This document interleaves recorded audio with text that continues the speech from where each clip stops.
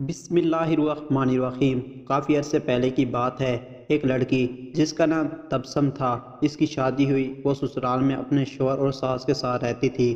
بہت کم وقت میں ہی تبسم کو یہ اندازہ ہو چکا تھا کہ وہ اپنی ساس کے ساتھ نہیں رہ سکتی۔ ان دونوں کی شخصیت بالکل مختلف تھی اور تبسم اپنی ساس کی بہت ساری عادتوں سے پریشان تھی۔ اس کی ساس ہر وقت تبسم پر طنز کرتی رہتی تھی، جو اسے بہت ناگوار گزرتا تھا۔ آہستہ آہستہ دن اور پھر ہفتے بیت گئے، لیکن تبسم اور اس کی ساس کی تکرار ختم نہ ہوئی۔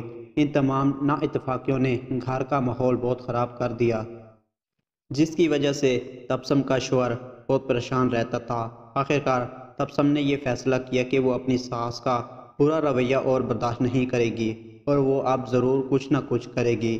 تبسم اپنے پاپا کے ایک بہت اچھے دوست احمد انکل کے پاس گئی، جو جڑی بوٹیاں بیچتے تھے۔ تبسم نے انہیں ساری کہانی بتائی اور ان سے کہا کہ وہ اس کو تھوڑا سا زہر دے دے تاکہ ہمیشہ کے لیے یہ مسائل ختم ہو جائے۔ احمد انکل نے تھوڑی دیر کے لیے کچھ سوچا اور پھر کہا کہ تبسم، میں اس مسائل کو حل کرنے میں تمہاری مدد کروں گا، لیکن تمہیں ویسا ہی کرنا ہوگا جیسا میں تمہیں کہوں گا۔ تبسم راضی ہو گئی۔ احمد انکل ایک کمرے میں گئے اور تھوڑی دیر بعد اپنے ہاتھ میں کچھ جڑیاں بوٹے لے کر لوٹے۔ انہوں نے تبسم کو کہا کہ تم اپنی ساس کو مارنے کے لیے فوری زہر استعمال نہیں کر سکتی، کیونکہ اس طرح سب تم پر شک کریں گے، اس لیے میں تمہیں یہ جڑی بوٹیاں دے رہا ہوں۔ یہ آہستہ آہستہ ان کے جسم میں زہر پھیلائیں گی۔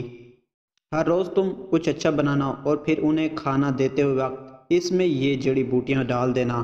اور ہاں، اگر تم چاہتی ہو کہ کوئی تم پر شک نہ کرے کہ تم نے انہیں مارا ہے، تو تمہیں یہ خیال رکھنا ہوگا کہ تمہارا رویہ ان کے ساتھ بہت دوستانہ ہونا چاہیے۔ اس سے لڑائی مت کرنا، ہر بات ماننا اور ان کے ساتھ ایک ملکہ کی طرح برتاؤ کرنا۔ تبسم یہ سب سن کر بہت خوش ہوئی۔ اس نے احمد انکل کا شکریہ ادا کیا اور جلدی سے گھر چلی گئی، کیونکہ اب اسے اپنی ساس کو مارنے کا کام شروع کرنا تھا۔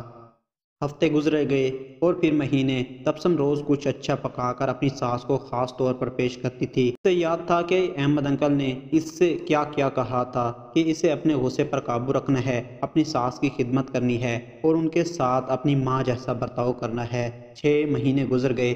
گھر کا نقشہ تقریباً بدل چکا تھا۔ تبسم نے کوشش کر کے اپنے غصے پر قابو کرنا سیکھ لیا تھا۔ اب اکثر وہ اپنی ساس کی باتوں پر ناراض اور غصہ نہ ہوتی تھی۔